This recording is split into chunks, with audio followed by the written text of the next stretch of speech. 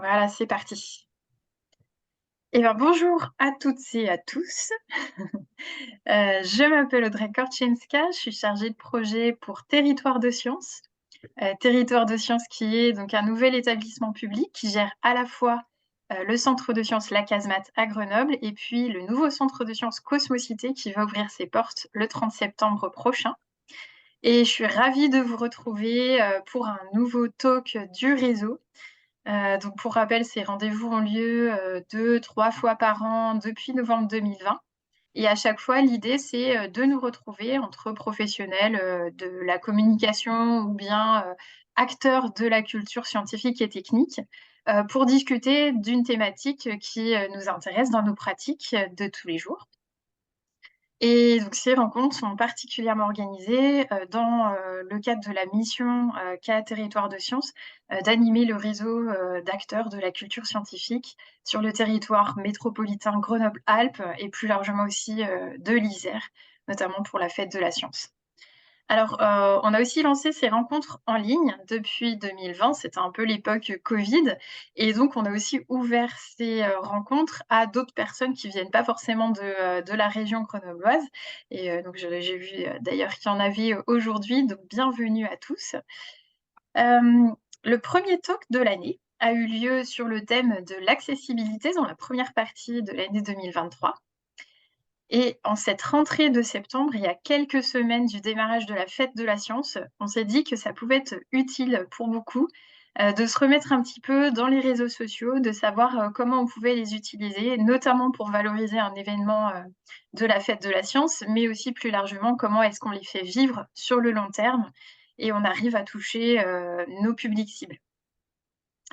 Alors pour en discuter ce matin, heu, nous allons être 4 et tout d'abord, donc avec, Florence Polsch-Cohen, qui est responsable communication, enfin responsable adjointe plutôt du service communication du centre INRAE Lyon-Grenoble-Auvergne-Rhône-Alpes et donc qui a l'habitude de jongler entre différents réseaux sociaux, pour une communication à la fois institutionnelle et événementielle. Alors bonjour Florence et puis, merci d'avoir accepté notre invitation Avec plaisir, merci. et je suis aussi accompagnée de 2 de mes collègues aujourd'hui. Donc James Hu, qui est chargé de communication pour Territoire de Sciences et là, qui est en plein dans des enjeux, de transition entre un compte unique, Casemate sur beaucoup de réseaux sociaux et puis maintenant 3 entités sur lesquelles il faut communiquer, Territoire de Sciences, la Casemate et Cosmocité. Donc il va pouvoir nous faire un petit retour de là où il en est et de la complexité que ça engendre. Avec plaisir, merci. Et puis finalement, on est aussi avec Marion Sabourdi, donc qui est responsable des nouveaux médias pour Territoire de Sciences et qui interviendra aujourd'hui surtout au titre de, coordinatrice de la Fête de la Science dans l'Isère. Merci Audrey, bonjour à tous. Ouais, merci à tous les 2. Alors durant les talks, on va forcément, écouter le retour d'expérience de nos, intervenants. Mais, l'idée, c'est vraiment qu'on soit tous ensemble autour de la table. On n'est pas nombreux, donc, n'hésitez pas à intervenir, à poser vos questions, à recentrer peut-être la discussion sur des besoins que vous auriez, peut-être particulièrement sur les questions que vous vous posez sur les réseaux sociaux. On est vraiment là pour ça. Peut-être que vous avez une bonne expérience de tout ça et que vous allez pouvoir, nous la partager aussi. Donc voilà, n'hésitez pas à tout moment, soit, en levant la main, sur Zoom, donc, dans la barre de réaction, en bas sur votre écran, ou bien simplement en posant des questions aussi dans le chat. Donc voilà, toutes les façons, sont bonnes pour intervenir.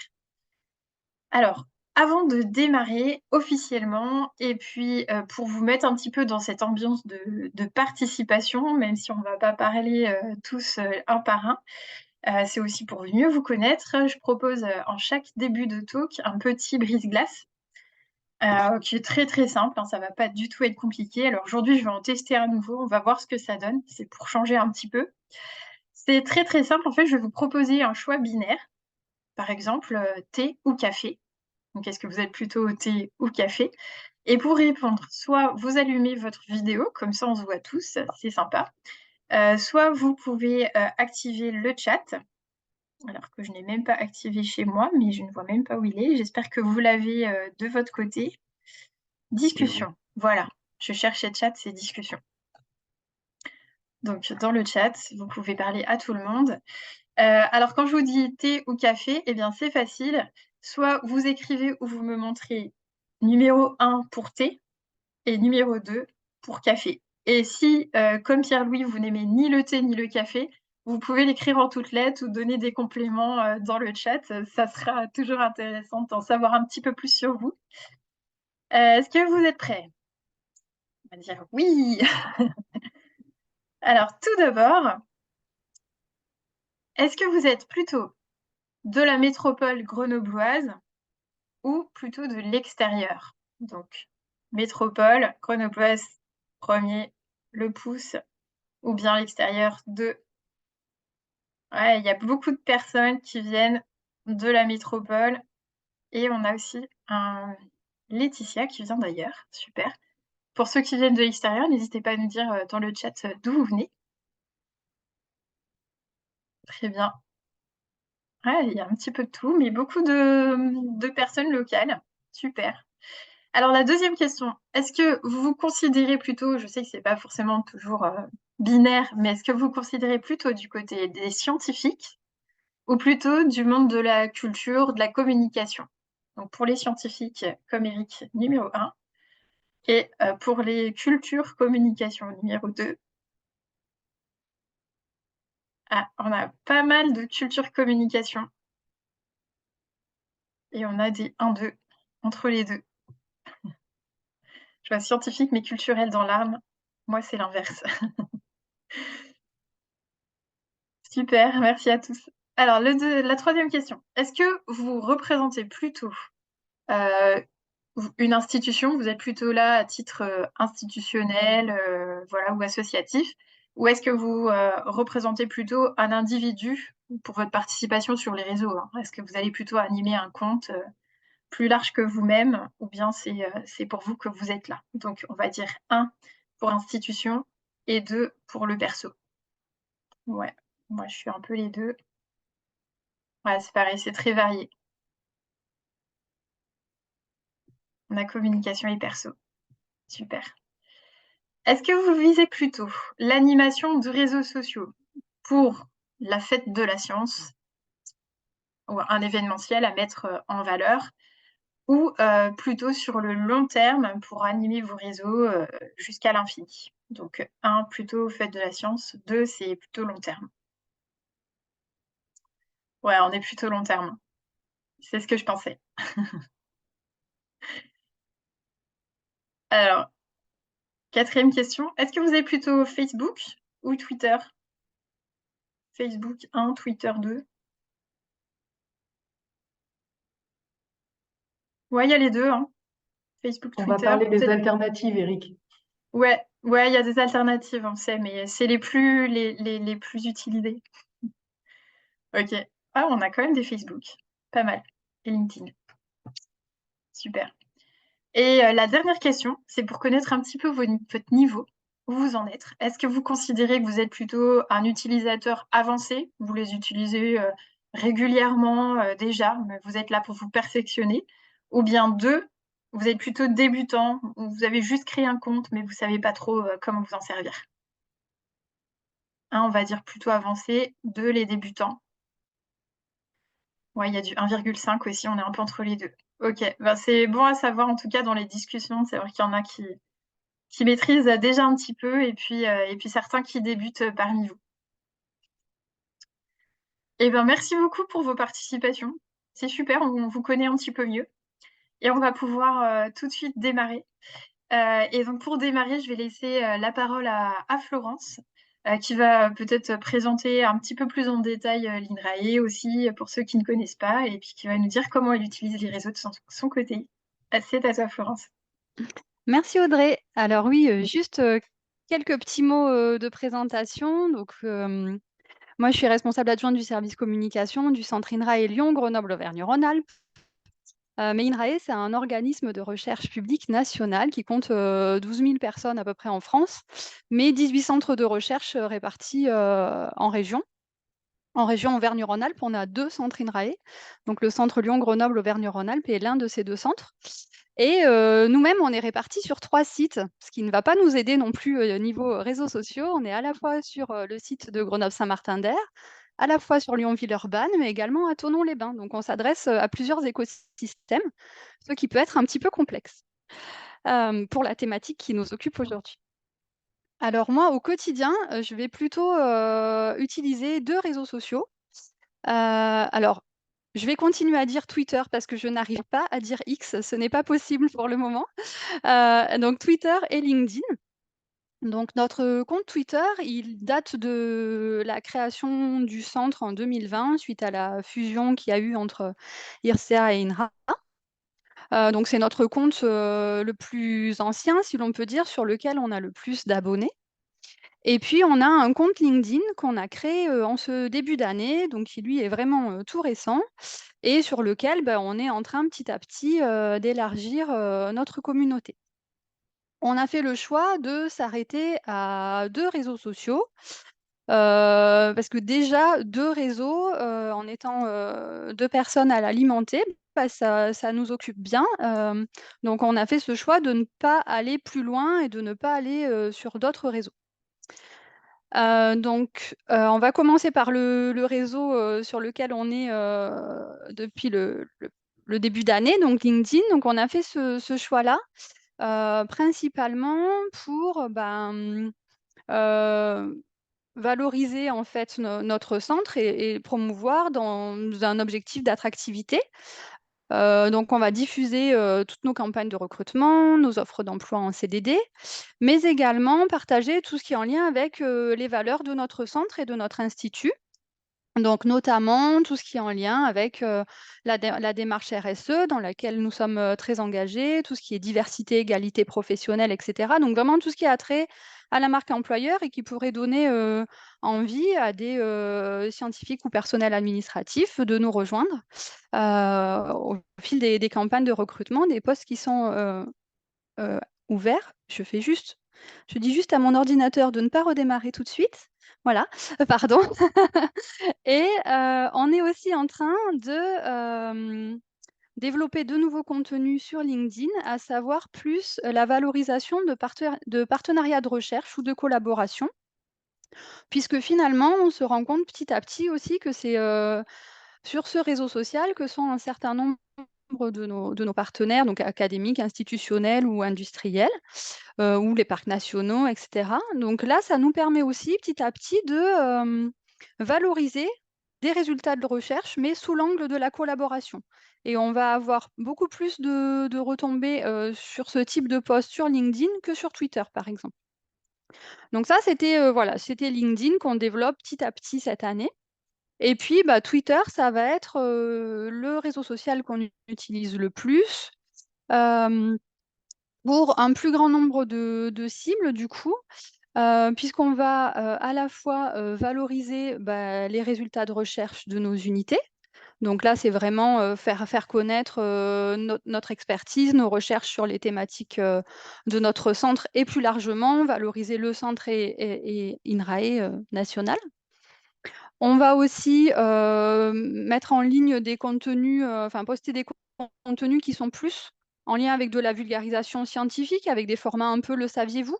pour, essayer de rendre accessibles, certains résultats de recherche.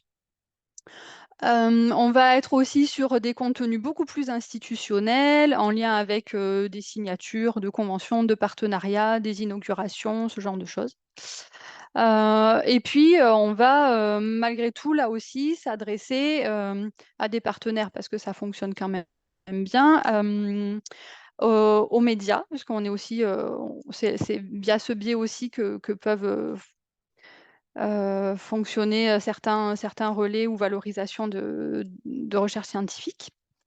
Voilà et puis, on est aussi, sur des posts plus en lien avec de l'événementiel. Donc là, on a commencé à publier, des petits tweets en lien avec la fête de la science, justement pour valoriser notre programmation sur nos différents sites. Donc ça, c'est vraiment, le panorama. On essaye sur Twitter de publier une fois par jour, du lundi au vendredi. On n'y arrive pas toujours, on fait au mieux. Des fois, c'est un petit peu plus en période chargée en événements. Sur LinkedIn, on va essayer d'être sur une publication par semaine, mais pour l'instant, on a besoin de créer plus de contenu pour l'abonder un peu plus. C'est là aussi où voilà, ce que je disais en début d'intervention, ça peut rapidement être chronophage de développer des contenus sur 2 réseaux et je pense que James pourra d'autant plus le dire, avec les différents réseaux qu'il gère actuellement, les différents comptes. Voilà, donc ça, c'était pour la première partie, plutôt générale. Après, bah, je vais laisser la parole à James et puis je me suis noté, plein de petits conseils, et infos pratiques que je souhaitais vous partager, mais ça, je me propose de le conserver dans un second temps au fur et à mesure des questions qui seront posées. Merci Florence. Bonjour à tous. Je suis James. Je suis responsable. Je suis chargé de communication chez Territoire de Sciences. Alors je vais resituer un tout petit peu ce qui est Territoire de Sciences, parce que ça permettra à tout le monde de comprendre un petit peu la complexité des réseaux sociaux chez Territoire de Sciences. Donc en fait, Territoire de Sciences, c'est un EPCC qui a été créé en 2021. Initialement, à la base, on est la CASMAT, donc le premier centre de sciences sur Grenoble et même en France, je crois. Et donc, le PCC a été créé pour but de nous permettre de piloter les 2 centres de sciences sur la métropole grenobloise, c'est-à-dire la CASMAT et le nouveau centre de sciences Cosmocité qui va ouvrir dans 2 semaines. On vous attend nombreux d'ailleurs. Donc, ce changement pour Territoire de Sciences, ça implique un changement d'identité de marque. C'est-à-dire qu'on était connu sur la CASMAT en tant que centre de sciences. On communiquait depuis des années sur les ateliers, sur les événements, sur les expositions qui se déroulaient à la CASMAT. Le changement d'identité, il a fallu le travailler. Avec l'arrivée de Cosmocité, ça a été assez complexe. Donc, on a décidé de travailler sur 3 axes. Une axe identité de marque et une axe communication pure. Donc, l'identité de marque autour de Territoire de Sciences. Faire connaître Territoire de Sciences, ce que c'est, quelles sont nos missions. Donc, pour Territoire de Sciences, on a travaillé sur plus des cibles, on va dire, institutionnelles, professionnelles. On est plus sur l'identité de marque. Sur la CASMAT et Cosmocité, on va être plus sur du grand public, parce qu'on va parler beaucoup de contenu, effectivement, des expositions qui sont sur les 2 lieux et des différents événements et des ateliers. Donc, une fois qu'on a mis en place tout ça, on a travaillé sur tous les réseaux sociaux. Donc, on a réfléchi à là où on devait être. Donc, on a LinkedIn, effectivement, pour la presse, pour l'institutionnel de Territoire de Sciences. Et on a Twitter, Facebook et Instagram pour la CASMAT et Cosmocité. Donc, on est sur Facebook, Twitter et Instagram, notamment parce qu'on a une dimension famille, une dimension visite. Donc, on a le besoin d'atteindre ces publics-là. Donc, il était nécessaire effectivement d'être sur tous ces réseaux. C'est pas quelque chose de simple à mettre en place, je vous le cache pas, parce qu'en fait, sur chaque réseau, on va avoir un discours différent, on va avoir une manière de s'adresser aux autres différemment. Donc, l'enjeu, il est là en ce moment. On teste tout le travail de déploiement de la communication sur les réseaux sociaux est là-dessus. Donc, on va d'abord travailler effectivement sur la définition des objectifs, donc soit la notoriété, soit la génération de leads, soit le fait de renforcer de l'engagement. Donc, pour Territoire de Sciences, on va être sur de la notoriété. On n'est pas encore suffisamment connu, en tout cas pas plus connu que la CASMAT, donc on travaille là-dessus. Et pour Cosmocité et la CASMAT, c'est effectivement de générer de l'engagement, de générer du retour et voilà. Et pour qu'au final, ça va être basico-basique, mais de la visite, tout simplement. Ensuite, on a le choix des plateformes, donc ça, je vous en ai parlé tout à l'heure. Et ensuite, on doit créer le plan de contenu. Donc, on doit rédiger notre contenu en fonction des plateformes.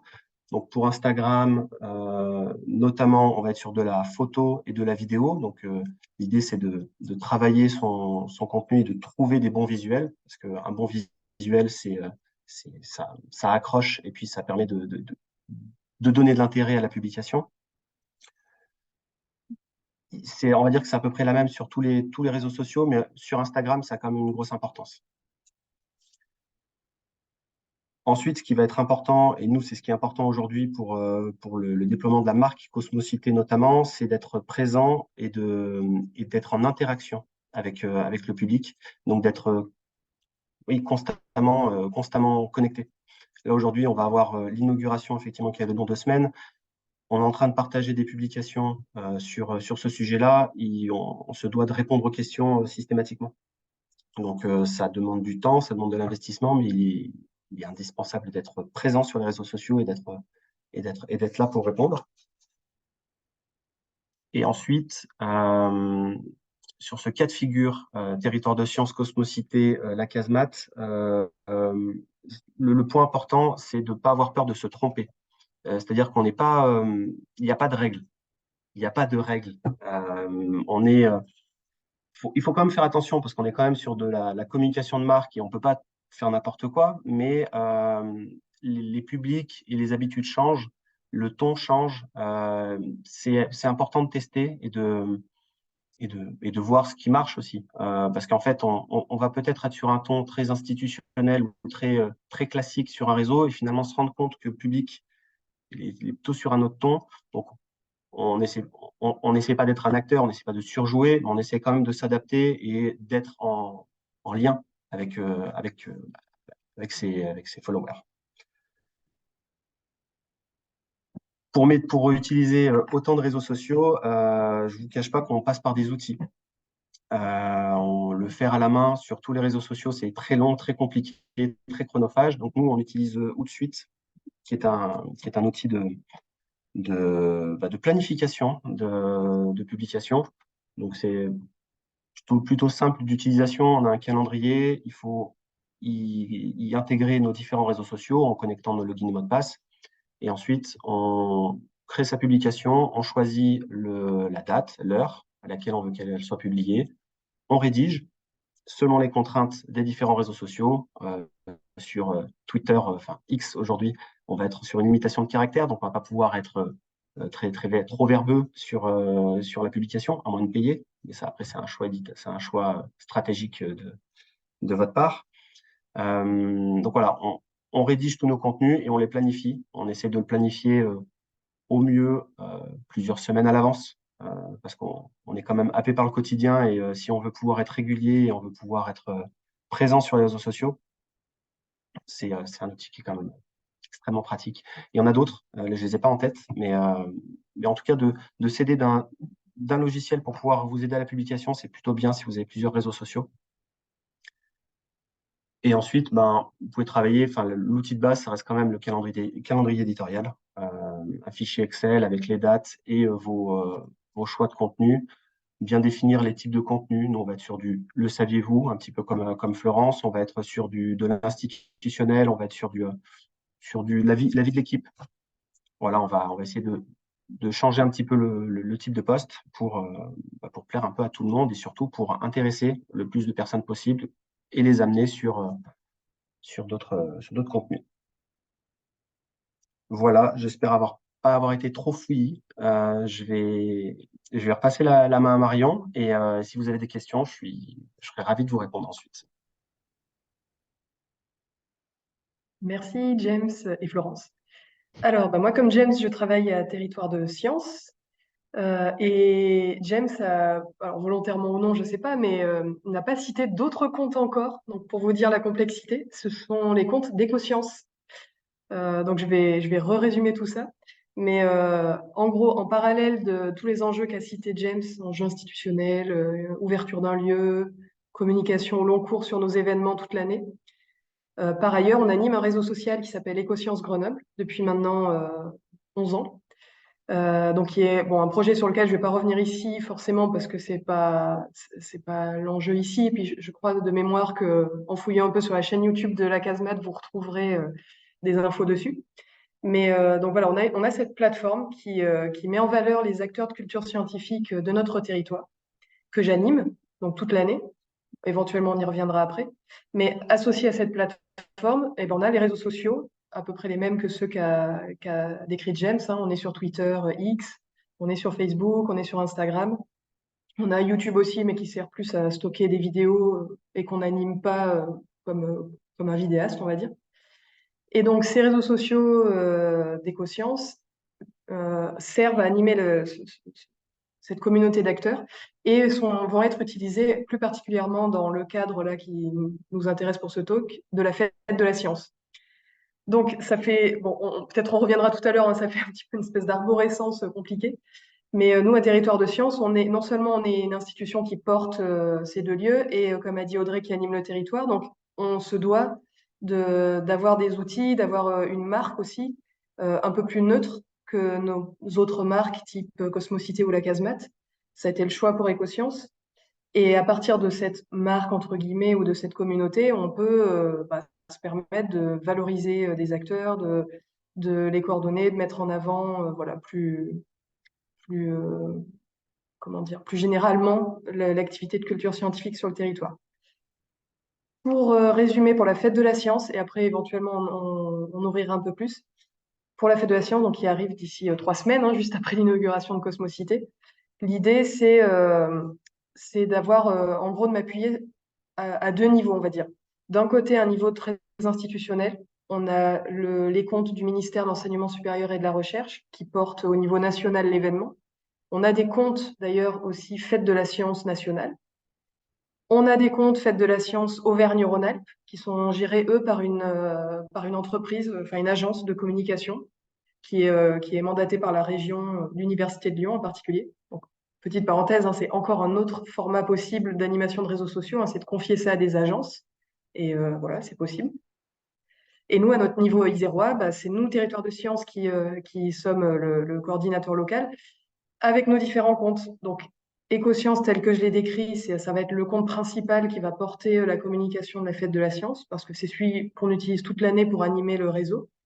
Mais pour le coup, Territoire de Science a aussi son mot à dire. Territoire de Science, c'est le coordinateur institutionnel, entre guillemets. Donc, on va faire quelques posts sur ce compte-là pour rappeler que la fête de la science existe, pour rappeler qu'on le coordonne localement. Voilà, des choses très institutionnelles. Les deux comptes Casemate et Cosmocité, eux, ce sont des porteurs de projets comme les autres, hein, des lieux où il va y avoir des animations. Donc, eux, ils vont porter la communication de ce qu'ils proposent. Donc, en l'occurrence, à la Casemate, on va avoir une expo sport et sciences, on va avoir des soirées, des rencontres, une soirée culte. Donc, on va communiquer là-dessus pour que les gens s'inscrivent, voilà, pour qu'ils se rendent compte de ce qui se passe. À Cosmocité, on va aussi travailler sur la thématique sport et sciences, sur le lien entre les sportifs de haut niveau, les hockeyeurs et les astronautes. Donc voilà, ça va être cette communication. Et donc, pour en revenir à Écosciences, moi, l'idée, c'est un peu de la même manière que Florence et James vous parlent de calendriers éditoriaux. C'est la même chose, j'en fais un. Alors, je suis pas très... Mon travail n'est pas encore très sérieux. Je crois que c'est les jours prochains, je vais réussir à un peu densifier tout ça. Mais l'idée, c'est que je crée donc un calendrier dans lequel non seulement je marque des choses très institutionnelles, et à côté de ça, je regarde un peu l'actu, les événements de chaque porteur de projet. Je prends en fait le calendrier de la fête de la science du 6 au 16 octobre et je vais essayer de calquer un petit peu ça pour faire le teasing en amont. Donc, dire que voilà, tel moment, il y aura tel et tel événement, valoriser chaque territoire, chaque commune qui propose des choses. Ça, c'est en amont, hein, c'est le côté teasing. Et après, pendant la fête de la science, au mieux, selon les possibilités des uns et des autres, moi-même, je vais me déplacer sur certains événements, je vais faire des petits lives, je vais un petit peu voilà, valoriser ce que je vois, prendre des photos, poster quelques messages. Et je vais aussi demander aux porteurs de projets, ceux qui veulent, ceux qui ont des comptes, de valoriser au maximum leur événement pour que moi, je les relais. L'idée, c'est que voilà, moi, mon statut, c'est pas, je suis pas ni chargée de com, ni journaliste local pour traiter tous ces sujets. Je suis la simple coordinatrice, c'est tout. Donc, je fais au mieux avec mes moyens, on va dire, mais autant m'appuyer soit sur les institutions qui ont carrément des chargés de com, comme c'est le cas à INRAE avec Florence et ses collègues. Bon, il y a le CNRS, il y a Giant sur la presqu'île scientifique, les INRIA, voilà, on a les UGA, on a des représentants ici. Le muséum également, Pascal. Voilà, ils ont des chargés de com ou des personnes voilà, qui peuvent gérer les réseaux. Et puis il y en a d'autres, c'est des plus petites assos, c'est des médiateurs indépendants qui n'ont pas forcément les moyens. Donc moi, j'essaye de pousser un peu plus pour pour les valoriser, histoire de donner un paysage assez global de la culture scientifique. Voilà. Et si j'insiste sur je le fais au mieux, ou en tout cas avec mes moyens, puis Florence en a parlé aussi, c'est que bah, c'est un peu ça, c'est le nerf de la guerre, hein, c'est le budget qu'on peut y mettre et les ressources humaines. Et on sait très bien que pour tout le travail qu'on a à faire les uns et les autres, on n'a jamais assez de personnes. Alors parfois on compense, on prend des alternants, des stagiaires, c'est super. En général, ils sont plus jeunes et plus à même d'animer certains des outils. Et encore, ça dépend. Mais bon, on va dire ils sont là-dedans. Mais sur le long terme, ben, c'est compliqué, hein. On peut pas tenir avec un stagiaire qui va rester 3 ou 4 mois, qui vont se renouveler. Enfin voilà, il faut aussi savoir se préserver et travailler sur le long terme et et ne pas exploser sur un événement et être ultra actif sur un événement et ne plus rien faire après parce que clairement, bon, on sait plus quoi faire et on n'a plus d'énergie, quoi. Voilà, je le pose comme ça parce que j'imagine que ça va peut-être être une question qui va venir. Voilà, je sais pas si j'ai été. Super. Non, merci à tous les trois déjà pour cette introduction, pour recadrer un petit peu quels réseaux sont utilisés partout. Alors, ça fait aussi beaucoup d'informations peut-être d'un seul coup, mais pour vous laisser le temps peut-être de préparer vos questions, il y en a déjà quelques-unes qui sont sorties pendant les interventions. Alors, il y avait une question de Pierre-Louis pour Florence sur l'utilisation de LinkedIn. Alors, Pierre-Louis dira si j'ai bien compris la question, qui disait vous cherchez des professionnels, mais pas forcément des indépendants. Ouais, donc, est-ce qu'il y a aussi une cible auprès des indépendants? Et est-ce que vous pensez ratisser large ou plutôt, voilà, ou plutôt de façon ciblée? Et je veux bien une précision parce qu'il est entendu par indépendant, du coup. Alors, je vais te la donner. En fait, bon, excusez-moi, moi, je suis un peu vieux, mais voilà, déjà, je veux dire, dans le ratissage, est-ce que vous n'êtes pas sûr de passer à côté, justement, des créateurs isolés, c'est-à-dire de gens qui travaillent en solitaire?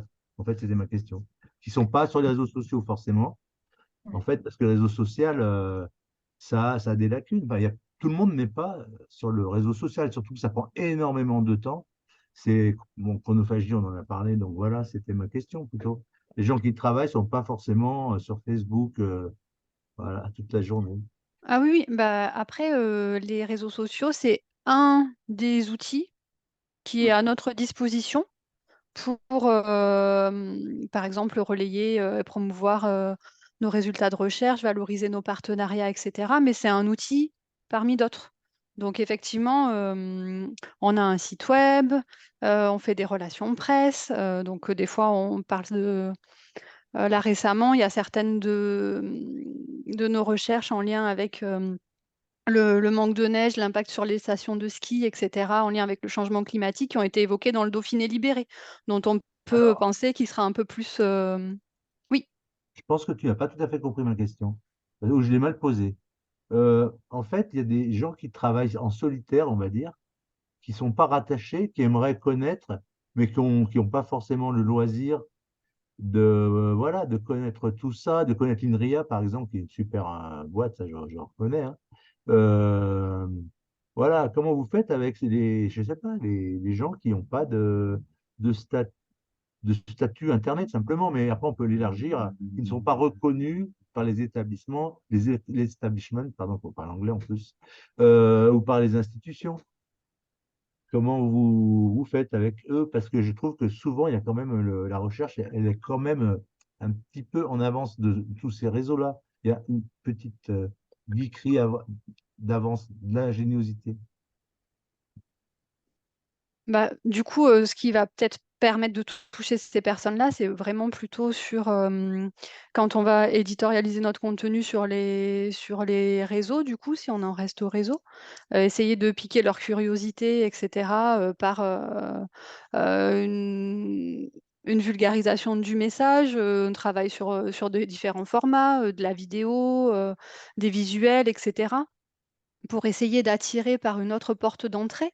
Ça, c'est des choses qui peuvent fonctionner, au national, donc INRAE National, par exemple, a un compte à la fois sur Instagram et Facebook, justement, comme une porte d'entrée sur nos recherches, puisque sur Instagram, alors effectivement, il faut avoir de belles photos enfin, on essaye d'avoir de belles photos de science et il y a des thématiques de recherche qui sont peut-être plus difficiles à illustrer que d'autres, mais ça permet d'avoir une porte d'entrée par de la curiosité, en fait, de se dire, ah bah tiens, qu'est-ce que c'est? Je comprends pas. Est-ce que c'est, on voit au microscope quelque chose de particulier, et cetera, et après on va plus avant dans la recherche et on comprend mieux de quoi il s'agit.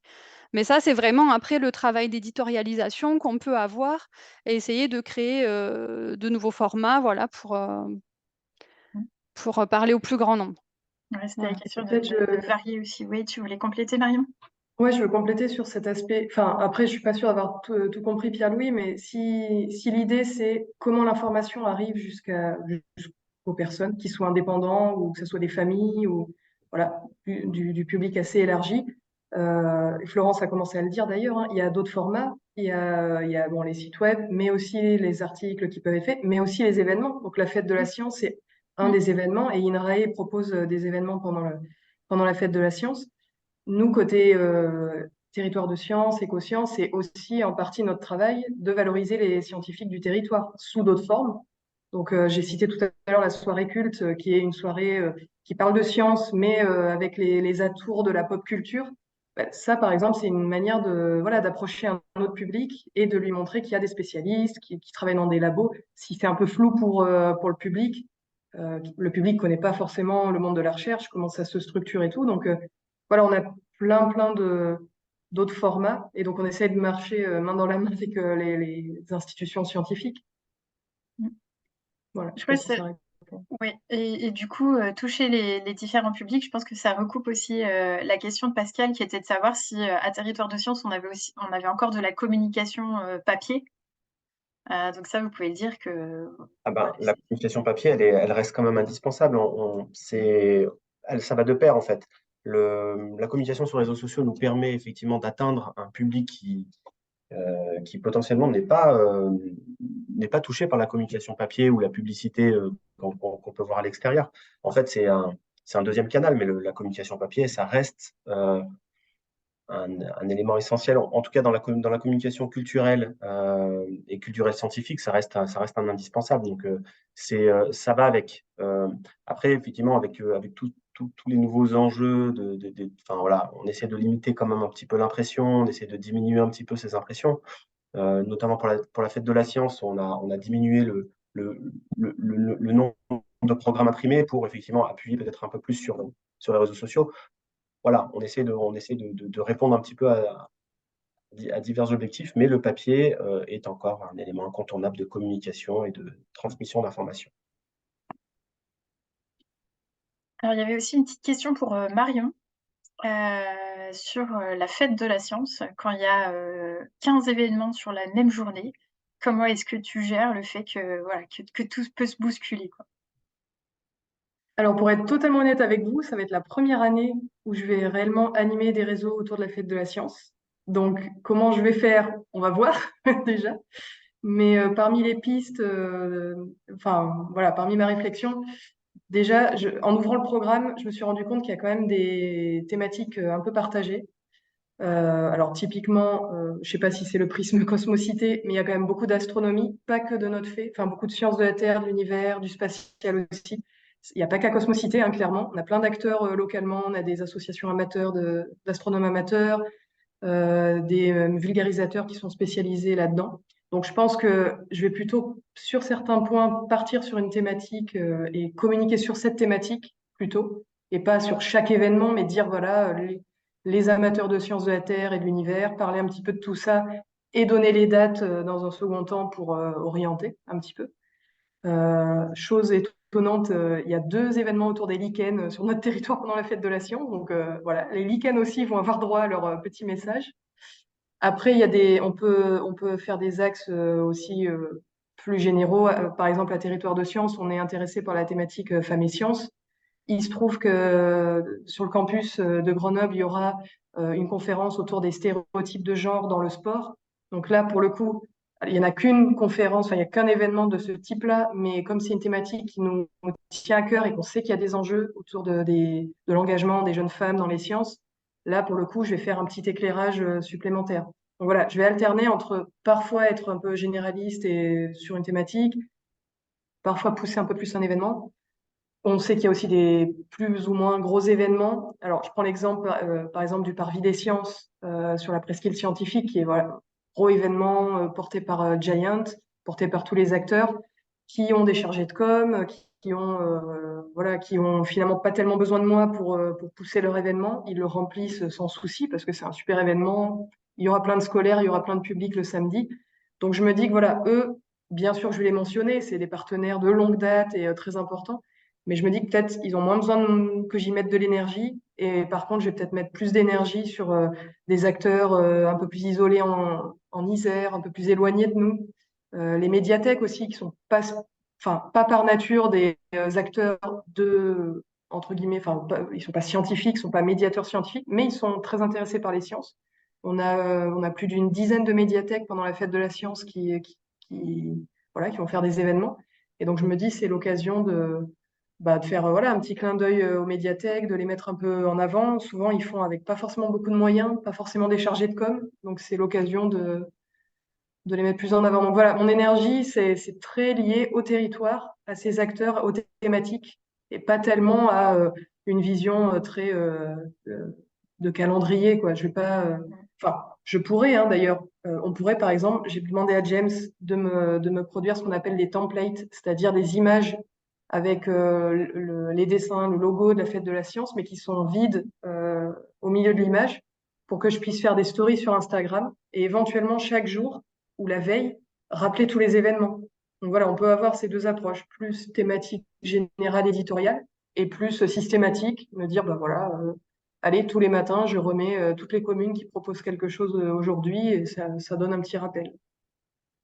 Mais bon, ça, c'est la théorie. On va voir en pratique et selon l'énergie que je peux y mettre. On va ça dans les prochaines semaines. Alors, on a une question de Charlotte sur une conférence table ronde. Est-ce qu'on utilise aujourd'hui Instagram, un live tweet? Ah non, le live tweet n'existe plus. Voilà. Donc, quelles alternatives on a? Donc là, c'est plus sur un événement, en fait, et faire du live sur l'événement. T'en as fait, Florence, récemment Non. Peut-être. Moi, j'en ai pas Ouais. fait récemment du live. En fait, le dernier événement institutionnel qu'on a eu, donc c'était notre journée des partenaires, donc quelque chose de très institutionnel, en juin dernier à Lyon. Donc, j'ai pas fait un live. Par contre, j'ai fait un retour sur après l'événement. Donc, j'avais pris des photos tout au long de la journée. Et pour valoriser en fait nos unités de recherche qui présentaient un certain nombre de leurs travaux. J'ai fait un petit thread avec un petit retour sur. Et après coup, je me suis dit aussi que ça aurait très bien fonctionné sur LinkedIn en termes de valorisation de nos partenaires. Par contre, effectivement, pour la partie Instagram, peut-être James va pouvoir nous aider. Alors non, je vais être d'aucune aide là-dessus sur la partie live sur Instagram, hein. C'est vrai que de base, pour tout ce qui est live, j'aurais tendance plus penser à Twitch ou à YouTube. YouTube, ouais. D'ailleurs, je le vois en fait dans le chat aussi. Donc j'aurais plus utilisé ces outils-là plus que Instagram. Ouais, plus qu'Instagram. Donc, en tout cas, nous, on n'en a pas fait jusqu'à présent. Peut-être que on sait pas trop comment on va se débrouiller pour la journée d'inauguration. On a l'idée de faire un live de la journée, mais on sait pas encore comment on va mettre ça en place. Localement, on a la chaîne Twitch de chercheurs de montagne qui est portée par des doctorants, des jeunes chercheurs qui marche bien. Mais alors, bonjour l'investissement, hein, parce qu'ils en font très, très, très régulièrement. Enfin, ouais, tous les 2 jours, je crois. Je sais plus. C'est comme une chaîne de télé, un peu, quoi. On a l'impression Exactement. qu'il faut animer.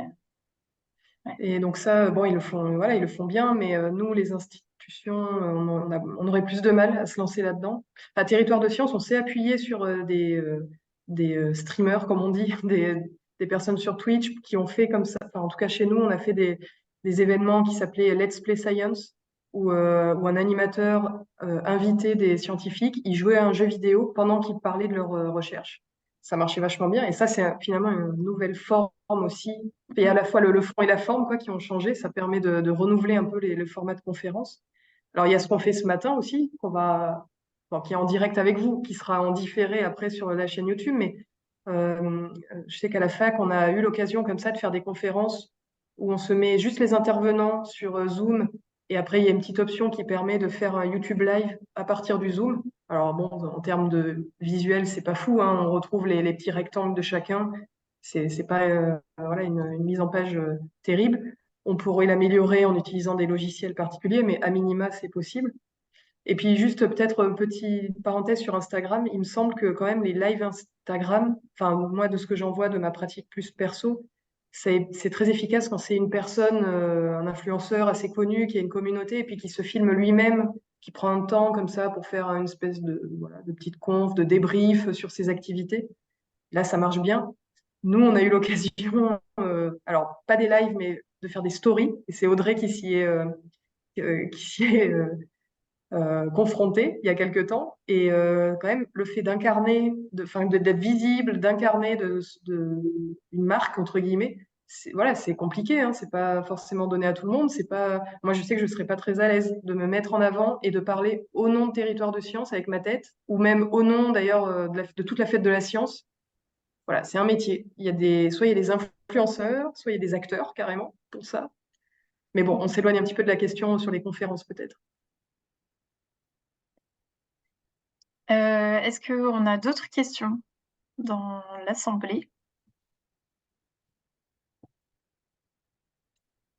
Là, j'en vois pas particulièrement qui arrivent. Je pense qu'on a pas mal abordé la question du choix des réseaux. Pourquoi est-ce qu'on irait plutôt sur l'un ou sur l'autre? Est-ce que vous aviez des choses à ajouter là-dessus? Justement, on parle de Facebook, à se dire, est-ce que Facebook est encore suivi? Oui, Facebook est encore suivi, hein. Il y a ce côté, à chaque fois qu'il y a un nouveau réseau social qui sort, tout le monde est là pour à dire que les anciens sont démodés, et que ça sert à rien d'aller sur les anciens, ou que c'est des réseaux sociaux. Voilà. Non, il y a toujours du monde. Il y a toujours du monde. Nous, on le voit, hein, quand on partage des contenus.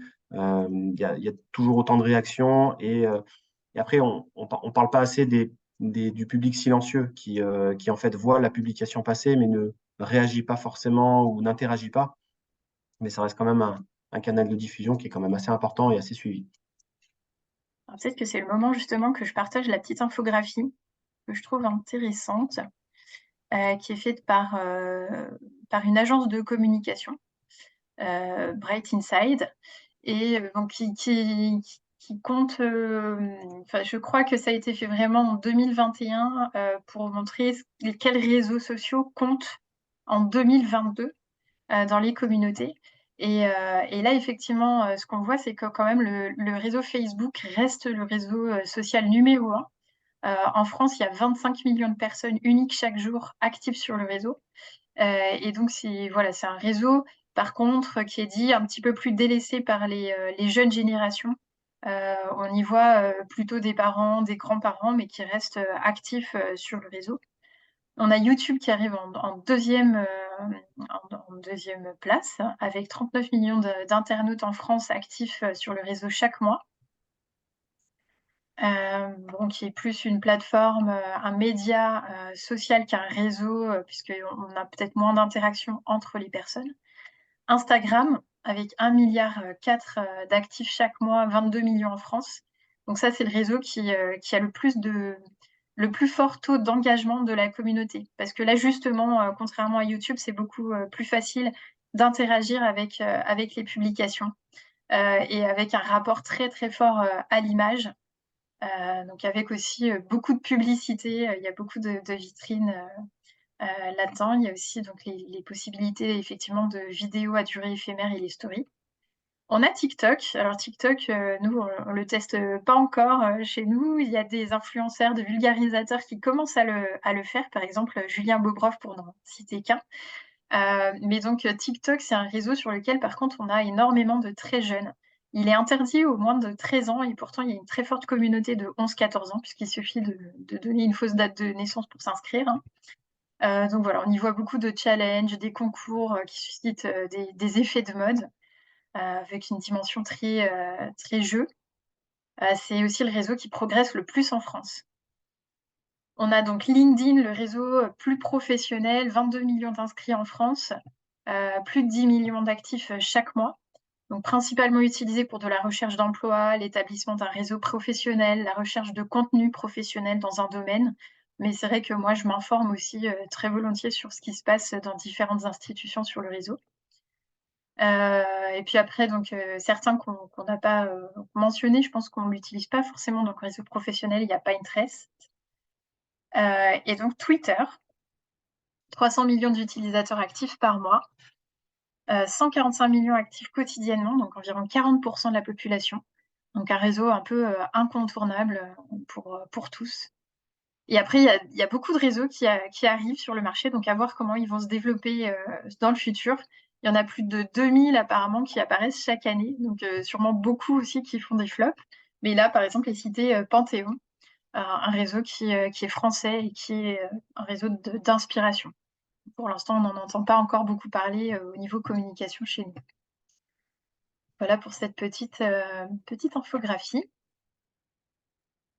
Je ne sais pas si vous avez des réactions suite à ça, déjà.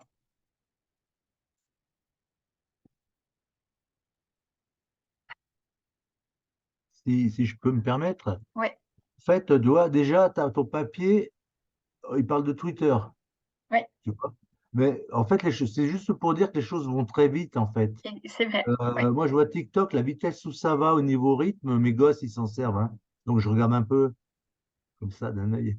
C'est vrai que tout change. Par exemple, quand on met Facebook, la population Facebook, il y a beaucoup de gens qui sont décédés, de plus en plus de profils de gens décédés. Il faut penser à ça, il faut penser qu'il y a un vieillissement et un passage comme ça. Moi, je pense que le futur, c'est TikTok. Après, je sais pas, Marion, ce que tu en penses, toi, sur cette évolution, ce changement tout le temps, tu vois, il Mm. faut toujours courir, quoi. Il faut aller vite. LinkedIn, pour moi, c'est périmé déjà. Par exemple, tu vois, YouTube, il y a de la pub tout le temps, ça gonfle, tu vois, donc qu'est-ce qu'on trouve? Qu'est-ce qu'on bricole? Alors, on a ces messages-là dans le chat sur aussi, alors typiquement là, c'est Twitter X qui focalise un peu cette question-là. On a vu qu'en quelques semaines, quelques mois, une seule personne peut finalement voilà, prendre un média tel que Twitter sur lequel beaucoup d'institutions, beaucoup de personnes ont investi pendant des années, pendant quasiment presque 15 ans, je pense, en France. Ouais, ça doit être ça, 2008-2009, je ne sais plus.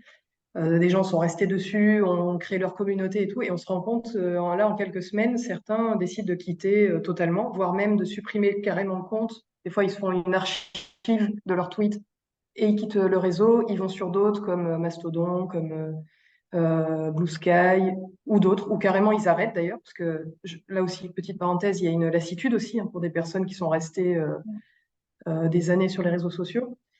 Mais voilà, enfin, je rejoins aussi James, ça va vite dans un sens, c'est-à-dire qu'il peut y avoir des retournements de situation, voilà, des nouveaux réseaux qui arrivent, qui explosent, mais il y a une constante aussi, il y a des personnes, comme je disais, qui investissent, entre guillemets, juste bah, voilà, en temps, en émotion aussi, sur tel ou tel réseau, et pour qui c'est un peu un crève-cœur de le quitter, parce que c'est là qu'ils ont, comment dire, leurs amis, leurs collègues ou leurs habitudes.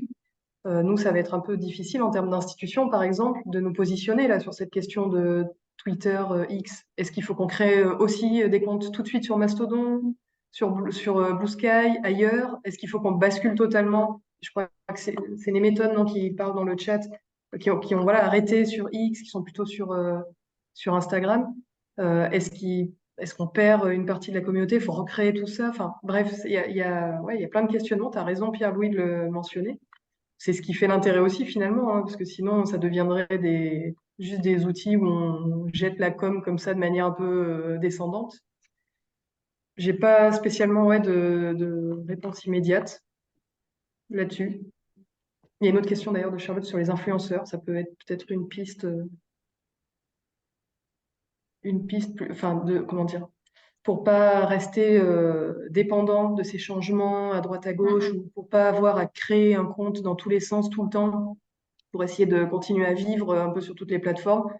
Peut-être que justement les influenceurs, ça peut être des chevaux de Troie, entre guillemets, ou des aides pour nous, pour les institutions, pour nous aider à communiquer sur ces nouvelles plateformes que nous, on ne veut pas investir directement. C'est valable d'ailleurs aussi, je pense, à titre personnel pour les chercheurs. Je ne sais plus si c'est quand on préparait ce talk-là ensemble qu'on se disait que y a certains chercheurs qui n'ont pas envie de se créer des comptes sur les réseaux pour plein de raisons, mais qui veulent bien ponctuellement participer à un live, à un Twitch en se disant, tiens, c'est sympa, je vais aller sur la chaîne de chercheurs de montagne ou de Auroralp ou de n'importe quel autre, du planétarium de Vaux-en-Velin, par exemple, ils l'ont beaucoup fait pendant le Covid.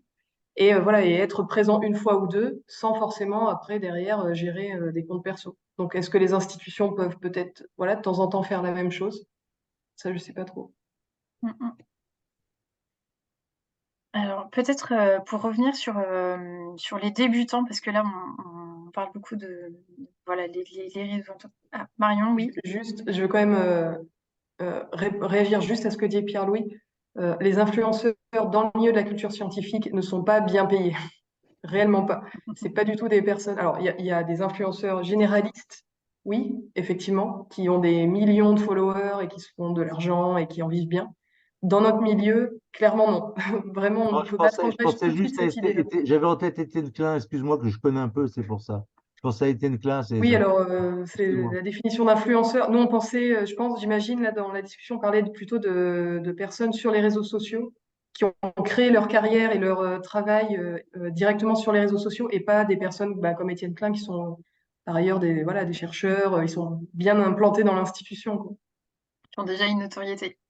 Alors justement, quand on n'a pas beaucoup de notoriété, quand on veut commencer, quand on a pour ambition d'avoir 40 000 followers, peut-être qu'on peut essayer de partager quelques petits trucs et astuces. Voilà, quand on est au début de la création d'un compte et qu'on veut qu'il soit plus suivi et puis qu'on arrive à avoir les cibles souhaitées sur notre réseau. Est-ce que vous avez des petites pratiques à partager? La régularité, c'est le premier en fait. C'est de ne pas lâcher dès le départ. C'est-à-dire qu'on peut avoir ce bel objectif de 40 000 followers.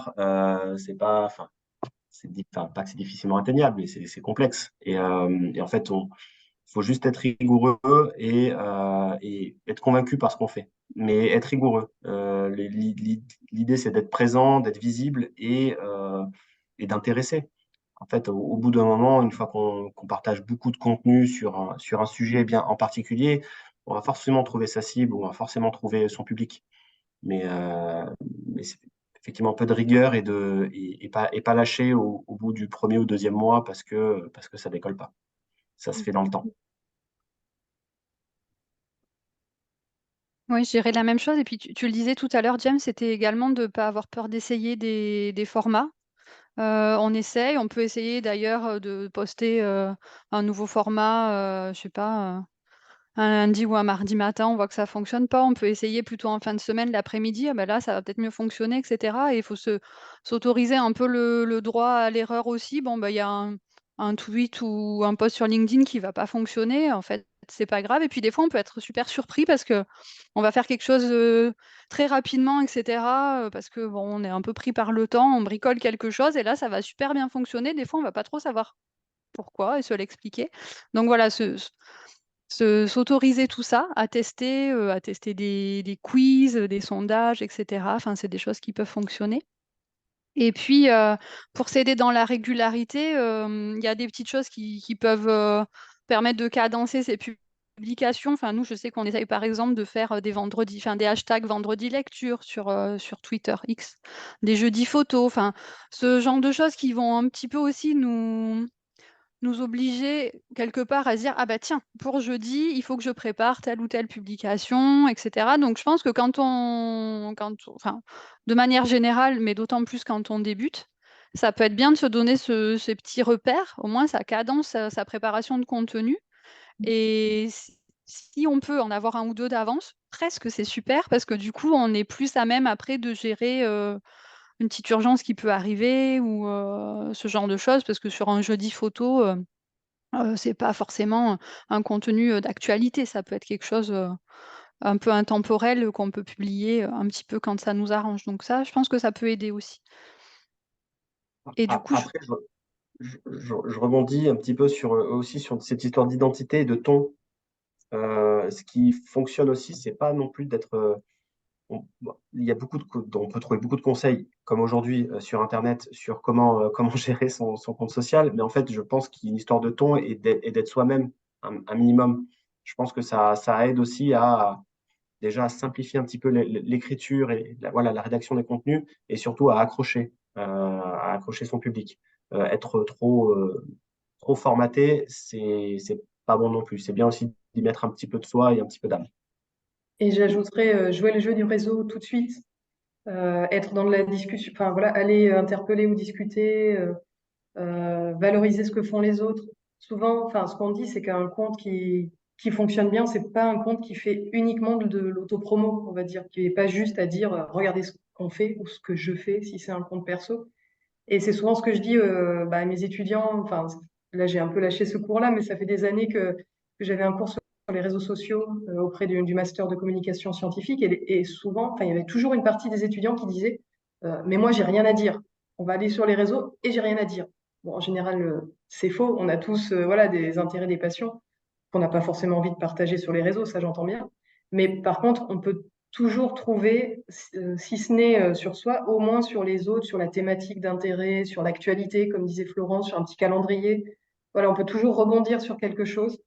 Donc, voilà, quand on débute tout juste un compte, je dirais peut-être l'inscrire plus largement, ne pas se focaliser sur ce que moi ou mon institution j'ai à dire, mais plutôt dans quel réseau, dans quelle communauté ce compte s'inscrit et comment je vais pouvoir communiquer avec ces personnes-là, donc les gens de la culture scientifique, les gens de l'environnement ou les gens voilà, du rugby, parce que voilà, je crée un compte de fans de rugby et c'est la Coupe du Monde de rugby. Bah, comment interagir avec les autres?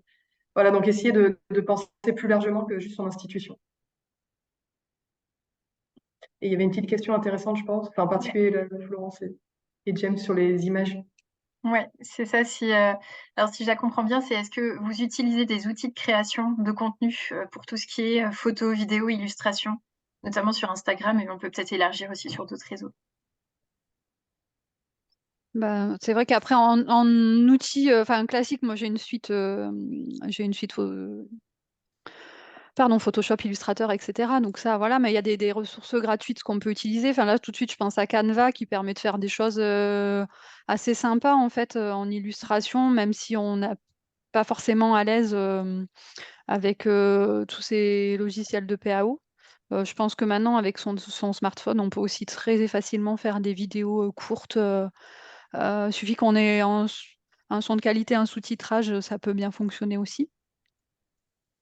Donc maintenant, je trouve qu'on a, voilà, on a plus d'outils et d'applis gratuites, notamment, qui permettent de faire ce type de contenu. J'en mets quelques-unes là qu'on valorise parfois dans nos formations. Alors, ça peut Il y être avait Vlog Filmic Now. Pro, LumaFusion, il y a Gravier, Gravic, je sais pas, je vois Ouais, pas. Gravi. Bon, c'est des choses qu'on a testées qui parfois sont gratuits ou parfois c'est gratuit quelques temps et après il faut Ouais, payer. voilà. Bon. Et il y en a sûrement des plus récentes aussi, Mais, ma mais vie. en termes de logiciel, je rejoins effectivement Florence. Effectivement, il y a la suite Adobe qui est un incontournable pour les images. On va avoir la suite Affinity aussi à un moindre coût pour avoir des outils un petit peu professionnels pour faire des images. Et effectivement, Canva. Canva. Et puis ensuite, après, pour tout ce qui est prise de vidéo, il n'y a pas forcément aujourd'hui besoin d'avoir du gros matériel vidéo. On a de la chance de vivre à une époque où nos téléphones aujourd'hui permettent quand même de faire des vidéos quand même de qualité. On n'est pas sur de la caméra pro, mais on est quand même sur là. Pour les réseaux sociaux, je pense que c'est amplement suffisant. Après, l'idée, c'est toujours de cadrer, de scénariser un petit peu ces vidéos pour que ça cadre bien, quoi. Oui, là, je suis en train d'écrire, mais je ne sais pas pourquoi, parce que je peux aussi parler. Il y a Marion donc, qui partage quelques, quelques applis dans le chat. Ce qu'on pourra faire aussi, c'est vous en lister des complémentaires par la suite et vous l'envoyer. Généralement, ce que je fais toujours après le chat, c'est vous envoyer au moins la copie des discussions pour que vous l'ayez. On pourra rajouter peut-être quelques applis de montage auxquelles on pourrait penser.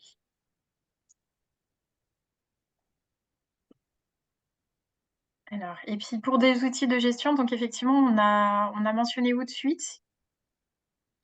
Est-ce que Florence, toi, tu utilises un autre outil ou ça va être le même?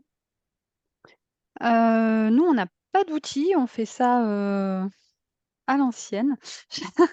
Non, mais du coup, effectivement, on n'a pas d'outils. La question s'est posée là, et c'est aussi posé pour la veille, maintenant que TweetDeck, étant devenu X-Pro, est payant. Donc TweetDeck, c'était un outil natif en lien avec Twitter qui permettait en fait de faire de la veille sur des listes de comptes, sur des mots-clés, etc. Donc ça permettait d'être beaucoup plus efficace en fait. Plutôt que d'aller regarder compte par compte ce qui se passe. Donc voilà, il y a des questions qui se posent suite aux diverses évolutions de X. Nous, on va plutôt partir d'un calendrier éditorial tout simple, où on aura reporté tous nos événements, ce que je disais tout à l'heure, des petites accroches pour poster, donc soit des hashtags particuliers, soit des journées mondiales, etc. Je sais pas, journée mondiale de l'environnement, journée mondiale des océans, etc. Bon, par exemple, en lien avec nos thématiques de recherche.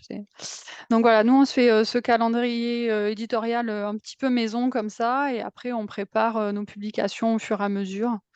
Mais on n'a pas d'outils. En tout cas, pour l'instant, on n'a pas souscrit un outil particulier. Alors là, on a parlé de beaucoup de bonnes pratiques, mais est-ce que vous avez des choses que vous avez essayées qui n'ont pas du tout marché? Ou des choses que vous ne referez plus jamais? Est-ce que vous avez en tête quelque chose?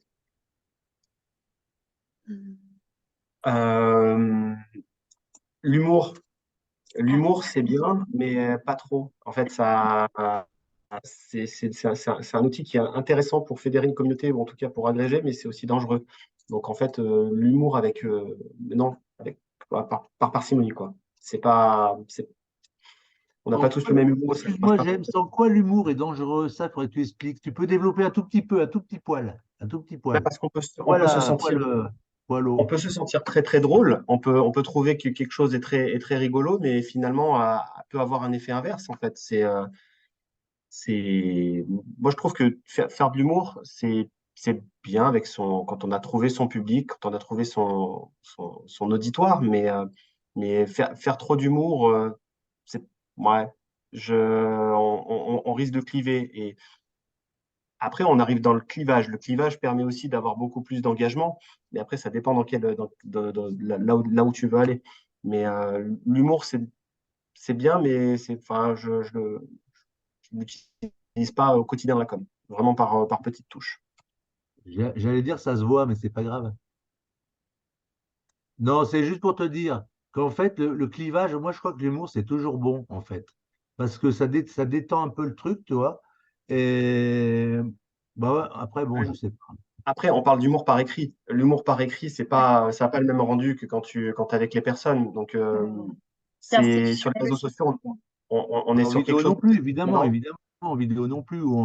Ça, c'est sûr. Mais après, les clivages, ils sont recherchés ou pas, ça dépend, quoi. Si, enfin, voilà, c'est justement le questionnement, il est là. Qu'est-ce qu'on veut faire? Spectacle de clown ou truc super scientifique avec cravate? Évidemment, évidemment. Ouais, voilà, c'est l'objectif. Et puis, pour rejoindre James là, sur ce qu'on disait par rapport à l'humour, des fois, il y a des choses. Enfin, moi, je me suis posé la question de est-ce que je publie avec mon compte institutionnel ou est-ce que je publie avec mon compte perso? Et finalement, quand on commence à se poser la question, bah, moi, je publie peut-être des choses avec un ton décalé ou humoristique avec mon compte perso pour valoriser du contenu en lien avec mon institution, hein, donc je change juste de casquette. Mais du coup, le fait que ça soit mon compte perso, je trouve que ça amène un petit décalage. Du coup, déjà, j'engage pas mon institution. Donc, et je pense que du coup, c'est pas pris de la même façon. Et on peut peut-être se permettre beaucoup plus de choses avec nos comptes individuels, même si c'est pour valoriser les contenus des structures dans lesquelles on travaille, qu'avec le compte institutionnel. Et des fois, ça permet de détourner un peu la chose. Mais voilà. Je suis assez d'accord avec toi.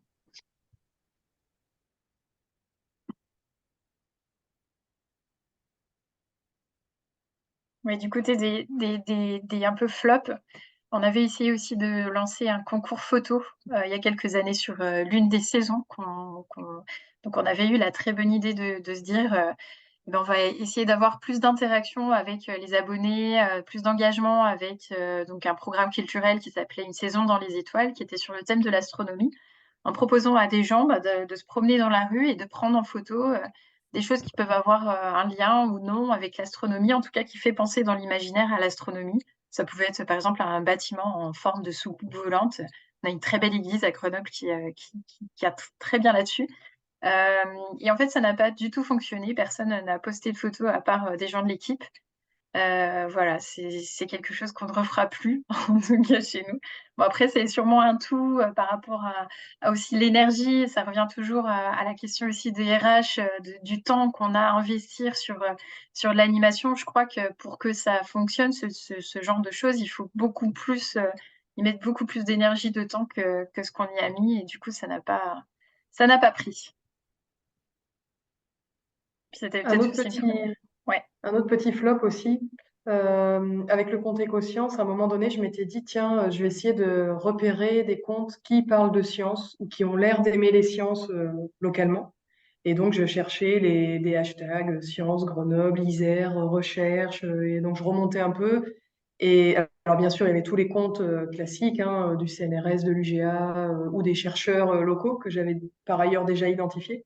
Mais de temps en temps, je tombais sur des comptes de personnes voilà, de citoyens, de personnes qui étaient a priori pas affiliées à une de nos structures, qui parlaient à un moment donné de science. Et je m'étais mis en tête, bah, tiens, c'est des, entre guillemets, publics potentiels de nos événements. En tout cas, c'est des personnes qui ont l'air intéressées par les sciences et qui vont peut-être être intéressées par Écosciences pour découvrir le calendrier, les articles et tout. Et je suis allée discuter avec eux. Enfin, je suis allée les interpeller. Alors, pas de manière agressive ou pas pour les harceler, mais juste, je suis allée leur dire, bah, regardez, on a un agenda de la culture scientifique, si ça vous intéresse. Et c'était des comptes plutôt de jeunes, je pense, de lycéens ou la vingtaine, on va dire. Et en fait, ça leur a pas du tout plu. Ils se sont sentis agressés, en fait. Ils se sont dit, mais qui est ce compte qui vient me parler? Et ils m'ont bloqué. Donc, exemple type de, voilà, alors, c'était sur Twitter, pour la petite histoire. Et par ailleurs, tout le reste du compte Twitter est assez institutionnel, effectivement, même si on peut être léger, même si de temps en temps on peut avoir de l'humour. Voilà, c'est quand même un compte porté par une institution. Et ça, voilà, ça plaît pas trop. Sans doute que si ça avait été, je sais pas, Dr Nozman ou Axolot qui était venu discuter en direct, ou voilà, je sais pas, Manon Bril, ça se serait peut-être mieux passé. J'en sais rien. Mais en tout cas, une institution qui va comme ça directement discuter, ça a pas l'air de plaire. On se méfie. Alors, James, tu disais aussi que il y avait, enfin, c'était important de répondre aux questions, enfin, aux interpellations en fait des personnes sur nos comptes. Est-ce que vous avez eu affaire à des contenus un petit peu agressifs? Enfin voilà, on entend beaucoup parler de choses agressives ou des fake news qui sont portées par les réseaux. Est-ce que vous avez eu affaire à certaines réactions un peu négatives et comment vous y avez réagi? Euh, alors moi, je pense à une petite anecdote très récente sur le compte de Cosmocité où il y avait, je crois, on partageait un contenu sur le nom d'un télescope qui avait un nom de bière. Voilà, c'était un petit saviez-vous ou quelque chose, voilà, un petit truc un peu intéressant. Et en fait, sur la photo, on s'est trompé. On s'est trompé, on n'a pas mis le bon télescope. Ce qui, pour tout le monde, enfin, personne ne l'aurait remarqué, hein, mais il y a une personne très spécialisée là-dedans qui tout de suite nous a embrayé derrière en nous disant que c'est pas le bon télescope, c'est un tel, en nous mettant le lien. Et dans ce genre de situation-là, enfin, on répond et déjà on s'excuse platement, et ça se désamorce assez rapidement. Ça se désamorce assez rapidement, mais après, voilà, l'agressivité sur les réseaux sociaux, enfin, faut arriver à la jauger. On répond une première fois, et si ça continue, on n'alimente pas. Sur les réseaux sociaux, ça a l'avantage d'être anonyme, et en fait, on n'alimente pas non plus les discussions à rallonge. Je pense qu'il faut arrêter quand on voit qu'il n'y a pas d'échange possible. Enfin, tu parlais de fake news et voilà, on peut faire un sac un peu large de tous ces comptes conspirationnistes ou autres. J'ai quand même l'impression qu'ils ont leurs propres canaux, alors que malheureusement, surtout sur X actuellement, c'est ce qu'on voit le plus à cause de l'algorithme, à cause des choix de Musk, voilà, de les mettre vachement en avant, parce que ça fait cliquer, ça fait discuter, ça fait malheureusement de l'engagement. Mais pour le coup, ils vont pas forcément spécialement venir discuter ou attaquer ou enfin, nous parler à nous. Peut-être à des institutions plus importantes, mais à nous, en fait, ils n'ont pas envie de rentrer en discussion avec nous. Donc, on a eu rarement, je pense, voire pas du tout, de personnes qui seraient venues, je sais pas, de platistes, qui seraient venus nous expliquer dans tous les sens pourquoi la Terre est plate. Mais par contre, la question, elle se pose collectivement. C'est qu'est-ce qu'on fait, par contre, de toutes ces discussions qu'il y a par ailleurs et qu'on voit et voilà, dont on est les témoins euh, sur la santé, sur le Covid, le vaccin, la Terre plate et j'en passe. Que faire en tant que, voilà, que collectif? Et ça, c'est plus compliqué. Et je mets là aussi une petite parenthèse, c'est que pour le coup, souvent, il y a les fameux influenceurs qui, eux, sont un peu tête de pont parce que eux sont très visibles et c'est plutôt eux qui rentrent en contact direct, enfin, qui peuvent avoir des, alors peut-être pas tant des fake news, plus des questions de harcèlement, notamment les influenceuses, les streameuses. On l'a encore vu là ce week-end avec l'événement qu'il y a eu autour de la course auto où une jeune femme s'est voilà, s'est fait harceler par la communauté. Donc, je pense voilà, il y a deux niveaux. Il y a à la fois sa propre institution, les craintes qu'on peut avoir de comptes qui viendraient nous embêter, mais on est plus sur voilà, comme dit James, quoi, des personnes qui vont pointer un détail ou qui vont peut-être râler parce qu'on est fermé tel jour ou ce genre de choses. Mais pour la question vraiment plus large de qu'est-ce qu'on fait voilà, de ces discussions pseudo-scientifiques ou fake news ou autres.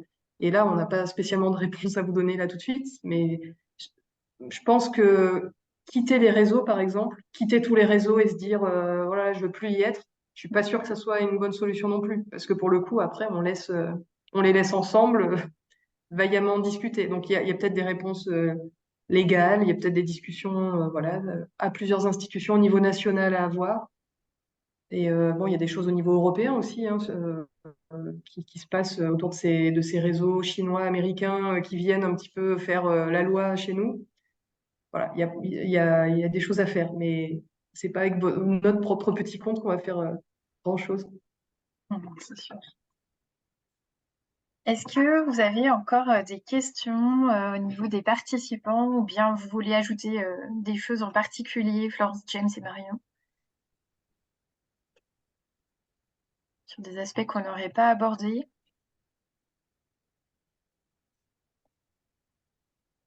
Pas vraiment, tout va bien. Ouais, moi, je... C'est un peu le tour. Et bah, peut-être, vu qu'on s'approche de la fête de la science, n'hésitez pas à tester, n'hésitez pas à poster et à taguer Écosciences et Territoires de Science Mm. pour que je puisse voilà, le mettre en avant. Et n'hésitez pas à vous retweeter aussi ensemble. Hein. L'idée, c'est pas que ça passe que par nous. Au contraire, si on peut créer de la discussion sur le territoire entre acteurs, c'est super. Ouais, c'est sûr, utiliser les hashtags, les petits outils qui permettent de faire du lien et de se répondre entre événements, entre structures, ça a toujours de l'impact, quoi. Ça mêle un peu les communautés, c'est intéressant. Alors, on nous pose la question si on doit garder qu'un seul réseau, se concentrer sur un, voilà, tout mon temps, je le passe sur un seul. J'imagine que la réponse va être compliquée. Facebook, Ça va être- ça Facebook, dépend. Facebook, je pense, c'est le plus utilisé, Facebook. C'est là où il y a plus, tu auras plus de retours. Ça dépend vraiment de ses cibles, en Malheureusement. fait. Ça Hein. dépend. Alors, enfin, moi, c'est d'expérience que je dis ça. Tous les gens, ils sortent d'un truc de Facebook. LinkedIn, c'est un truc pro, et le reste, Twitter, on regarde plus. Enfin, voilà, ça, c'est, pour moi, c'est Facebook. de façon individuelle, mais je pense que les chargés de communication n'ont pas forcément la même réponse. Non, ouais, la réponse, c'est ça dépend. En fait, ça va dépendre de la cible principale. Est-ce que si on a une cible un peu plus pro, ben, effectivement, si on doit en choisir qu'un seul, on ira choisir LinkedIn. Si on doit partager de l'image, du visuel, peut-être que ce sera Instagram qu'il faudra privilégier. Et si on est sur enfin, même Twitter, je sais même plus où le classer maintenant. J'étais sur l'informationnel jusqu'à présent, mais maintenant, je sais plus trop. Je sais pas si. Ouais, mais ça va dépendre vraiment. Et si on a un contenu un peu plus vidéo, peut-être qu'il faudra utiliser YouTube ou Twitch, mais je ne sais pas si on peut en garder qu'un seul. Je pense que c'est bien d'avoir le choix quand même.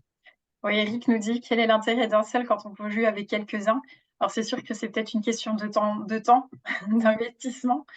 Voilà, on n'a pas forcément le temps de le faire, mais peut-être c'est vrai, je sais plus, je crois que c'est Marion qui me disait que sur Facebook, par exemple, simplement poster son agenda, c'est-à-dire créer des événements et inviter des communautés, ça peut déjà être juste un investissement assez light finalement qu'on peut faire pour mettre en avant des événements. On nous dit aussi quelles pourraient être des idées pour justement, alors là, on est fête de la science, pour le lancement d'une exposition ou l'ouverture d'un lieu. Il y a souvent le timer, quoi, le compte à rebours. Ça marche aussi pour Noël, tu vois, pour le calendrier de l'Avent. C'est des contenus qui marchent bien, en général, et qu'on fait là pour le coup. Ouais, ou donner Je à sais voir pas les ce que vous coulisses un petit peu pour voilà, pour teaser. Bah, créer l'attente et tout. typiquement pour Cosmocité, là où on est sur l'ouverture d'un lieu, effectivement, ça va être de faire monter un petit peu l'intérêt. Donc, les coulisses, l'équipe, nous, c'est ce qu'on a fait, effectivement, présenter l'équipe. On va d'ailleurs continuer à le faire. On va présenter un peu plus les contenus sans trop en montrer, parce que sinon, plus personne va venir. L'idée, c'est de donner de l'intérêt et de partager du visuel. Le visuel et la vidéo fonctionnent bien. On nous demande les concours, toujours une bonne idée. J'en Bah, vois beaucoup sur Instagram. ça dépend le public que tu souhaites agréger, mais le concours, ça fonctionne toujours bien. Tu vas artificiellement peut-être augmenter ton nombre de followers. Je pense à Instagram notamment, où on propose c'est participer au concours, commente, tag un ami et puis suis telle ou telle page. Ça va fonctionner sur un temps. Après, est-ce que c'est du public qualifié? Est-ce que c'est un public qui va créer de l'engagement et qui va interagir avec toi? Sur l'instant, oui. Sur le moyen long terme, je ne suis pas certain.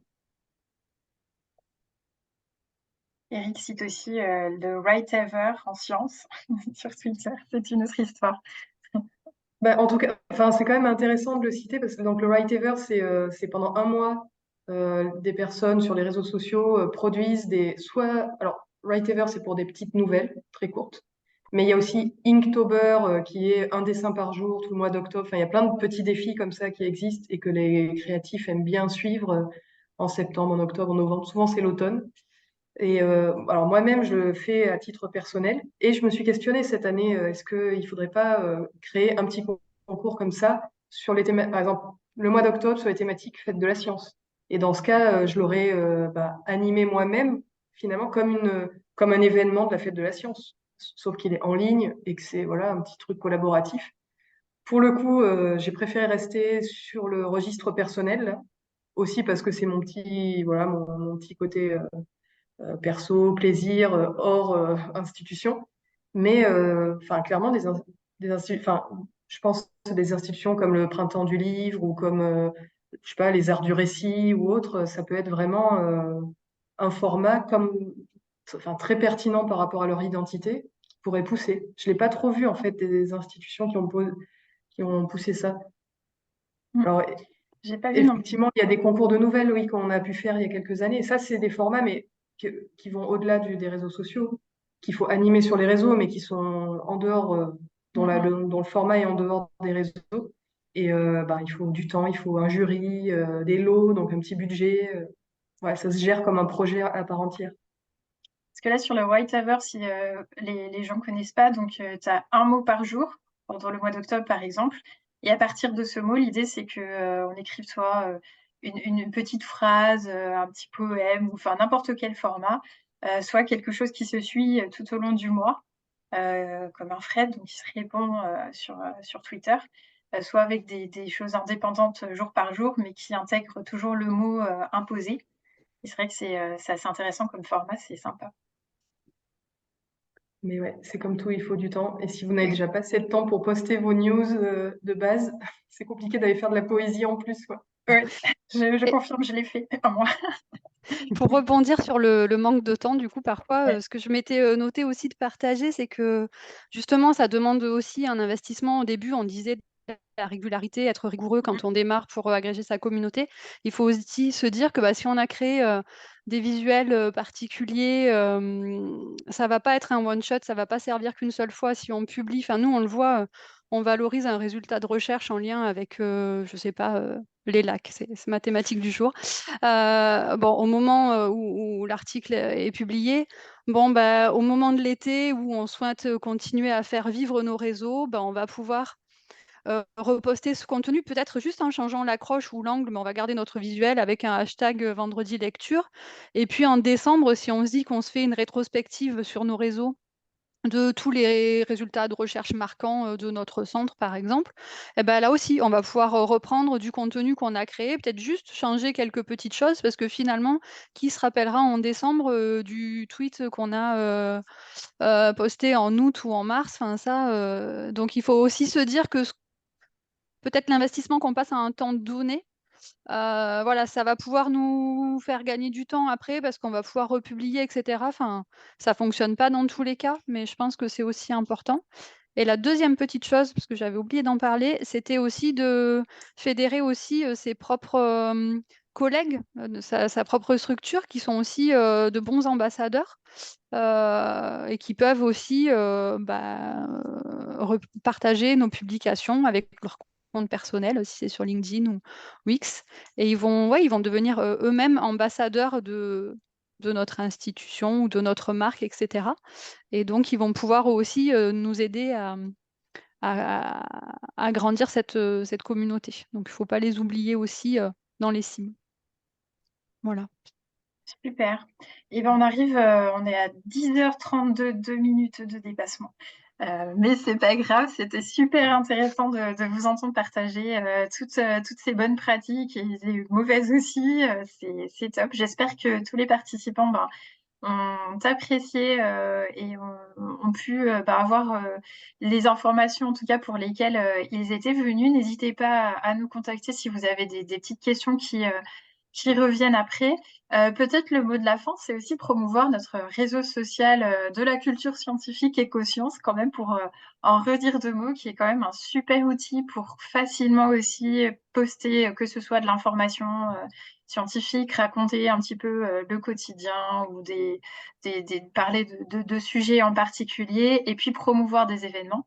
Et l'avantage, c'est qu'il y a Marion derrière, donc quand elle a le temps, quand ce n'est pas pleine fête de la science, voilà, qui peut aussi reposter derrière vos événements et en faire une promotion supplémentaire. Donc à ne pas oublier, et c'est très facile à utiliser.